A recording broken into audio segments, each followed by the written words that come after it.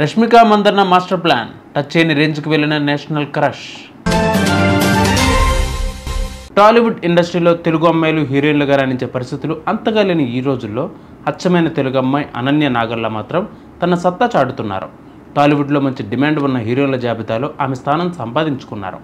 మలేసియన్ సినిమాతో సినీ ఇండస్ట్రీలోకి అడుగుపెట్టిన అనన్య పవన్ కళ్యాణ్ నటించిన వకీల్ సాబ్ మూవీలో నటించే అవకాశం దక్కించుకున్నారు.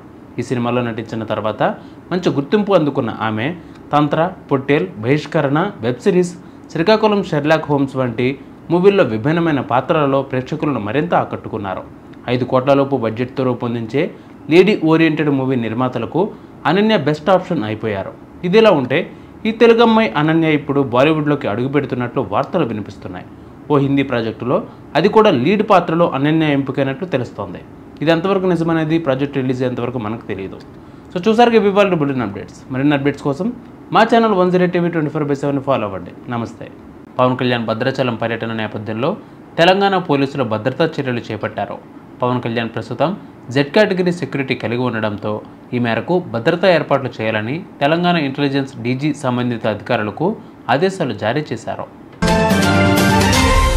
సినీ నటి హేమ తనపై తప్పుడు ప్రచారం చేస్తున్నారంటూ కరాటే కళ్యాణి, తమన్నా సింహాద్రి సహా పలు యూట్యూబ్ ఛానళ్లకు నోటీసులు పంపింది. గతంలో తన ప్రతిష్టకు భంగం కలిగించేలా వ్యవహరించిందంటూ కళ్యాణిపై 5 కోట్ల పరువు నష్టం దాబా వేసింది. తాజాగా ఈ వ్యవహారంపై నటి కరాటే కళ్యాణి స్పందించింది. ఉన్నదే చెప్పా, మీడియాలో వచ్చిన వార్తలే చూసి మాట్లాడాను. గతంలో ఆమె నన్ను కించపరుస్తూ చాలాసార్లు మాట్లాడింది. నన్ను చులకనగా చూసేది. మరి నువ్వేంటక్క ఇలా దొరికిపోయావు అని అప్పుడు ఓ వీడియో చేశాను. మీడియాను ఏమనలేక నాపై కేసు వేద్దామనుకుంటున్నావా, లేదా ఈ మధ్య ఎవరూ నిన్ను పట్టించుకోవడం లేదని అటెన్షన్ కోసం ఈ పని చేశావా? మీరు లీగల్ నోటీసులు పంపినంత మాత్రాన నేను భయపడను. నేను తగ్గే రకం కాదు. నేను కూడా తనకు నోటీసులు పంపుతాను అని కరాటే కళ్యాణి చెప్పుకొచ్చింది. నేను మీ కరాటే కళ్యాణి. పొద్దున్నుంచి నాకు ప్రింట్ అండ్ ఎలక్ట్రానిక్ మీడియా మిత్రులందరూ కాల్ చేస్తున్నారు. హేమ గారు మీకు నోటీసులు పంపించారట, నిజమేనా? ఎస్, నేను రిసీవ్ చేసుకున్నాను నోటీసులు. అవి నాకు అబద్దాలు చెప్పడం రాదు. నేను ఎక్కడున్నాను ఏంటి అనేది అన్ని క్లియర్గా నిజాలు చెప్తాను. సో నేను మా ఊర్లో ఉన్నాను ఇప్పుడు, కాబట్టి నేను మీ అందరికి రెస్పాండ్ అవ్వలేకపోతున్నాను. విజయనగరంలో ఉండడం వల్ల నాకు నోటీసులు నేను తీసుకున్నాను. నా పనుల మీద నేను వచ్చేసాను. సో దానివల్ల నేను కూడా లీగల్ ఫైట్ కి సిద్ధంగానే ఉన్నాను. ఆవిడకి నేను రిప్లై ఇస్తాను. అలాగే నా నోటీసులు కూడా ఆవిడకి అందుతాయి. ఎందుకంటే నేను మీడియాలో ప్రచారమైన వాటిని నేను కూడా మాట్లాడాను.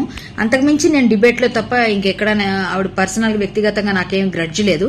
అలా ఉంటే మా అసోసియేషన్ లో ఆవిడ పైన వేసిన సస్పెన్షన్ ఎత్తివేసేటప్పుడు నేను కూడా మాలో జాయింట్ సెక్రటరీగా నేను కూడా ఓటు వేసింది ఆవిడకే. సరేలేండి, అయింది, దానికి సంబంధం లేదు. ఆవిడ్ని మనం సస్పెన్షన్ పెట్టడం కరెక్ట్ కాదు, తీసేసేయండి అని నేను కూడా సపోర్ట్ చేశాను. నాకు పర్సనల్ గ్రడ్జ్ ఆవిడ పైన ఉంటే నేను ఆ సస్పెన్షన్ టైంలో కూడా నేను ఆవిడకి ఓటు వేయకూడదు కదా మరి. సో నాకు పర్సనల్ గా నాకే లేదు. ఆవిడ ఎందుకో ఇన్ని నెలల తర్వాత మళ్ళీ ఇప్పుడు మీడియాలో నాకు అటెన్షన్ తగ్గింది, నాకు కొంచెం నా పేరు వినిపించాలనుకొని దానికి ఎవరైతే కరెక్ట్ అని కరాటే కళ్యాణి కరెక్ట్ అని నా పేరు ఎంచుకున్నట్టున్నారు. సో నా మీద ఏదో 5 కోట్లకి వాయిదా ఏదో దావా వేస్తున్నట్టుగా ఏదో పంపించారు. పర్వాలేదండి, ఎందుకంటే అటెన్షన్ సీకింగ్ అందరికీ ఉంటుంది. అది ఆవిడ నన్ను వాడుకుంటున్నారు, నాకేం పర్వాలేదు. ఎట్టి పరిస్థితుల్లోనూ నేను rule is rule for all. నేను లీగల్ ఫైట్ కి వెళ్తాను. ఎక్కడ మనం తగ్గేదే లేదన్నట్టుగా అస్సలు మనం తగ్గాం. కాబట్టి మన తప్పే లేదు ఇందులో. మీడియా అందరి మీద వేసిన తర్వాత నా మీద వేయాలి, ఎందుకంటే మీడియాలో వచ్చిందే నేను ప్రచారం చేశాను. సో మీతో పెట్టుకోలేక నేనేమన్నా భయపడతానేమో అనుకుని పంపించినట్టున్నారు. ఎవరు భయపడరండి. చట్టం ఎవరికి చుట్టం కాదు. నా పని నేను చేసుకెళ్తాను, ఆవిడ పని ఆవిడ చేసుకెళ్తున్నారు. ఖచ్చితంగా నేను కూడా లీగల్ ఫైట్ చేస్తాను. ఖచ్చితంగా ధర్మం వైపే ఉంటుంది ఎప్పుడు కూడా. నేను తప్పు చేయలేదు, నేను భయపడాల్సిన అవసరం కూడా నాకు లేదు. Thank you so much. నమస్తే. రష్మిక మందన్న చివరిగా నటించిన 3 భారీ చిత్రాలు బ్లాక్ బస్టర్గా నడిచాయి. సందీప్ రెడ్డి వంగ, రణబీర్ కపూర్ కాంబినేషన్లో వచ్చిన యానిమల్ చిత్రం, ఆ తర్వాత వచ్చిన అల్లు అర్జున్ పుష్ప 2 ది రూల్, ఇక రీసెంట్గా ప్రేక్షకుల ముందుకు వచ్చిన బ్లాక్ బస్టర్ హిట్ కొట్టిన చావా చిత్రంతో బాక్సాఫీస్ వద్ద రష్మిక మందన్న పేరు మారుమోగిపోతోంది. ఈ చిత్రాలతో ఏకంగా బాక్సాఫీస్ వద్ద హ్యాట్రిక్ బ్లాక్ బస్టర్ను అందుకుంది. ఫలితంగా రష్మిక మందన్న బాలీవుడ్లోనూ మోస్ట్ వాంటెడ్ హీరోయిన్గా మారిపోయింది. రెమ్యునరేషన్కు బదులుగా ఏకంగా సినిమా ప్రాఫిట్లో 10% వాటా కావాలని డిమాండ్ చేస్తున్నట్లు ప్రస్తుతం ఇండస్ట్రీలో హాట్ టాపిక్గా నడుస్తోంది. అయితే రష్మిక మందన్న నటించిన చిత్రాలన్నీ బ్లాక్ బస్టర్ హిట్ కావడంతో నిర్మాతలు కూడా అందుకు ఓకే అని చెప్పి అవకాశం కూడా ఉంది అని తెలుస్తోంది.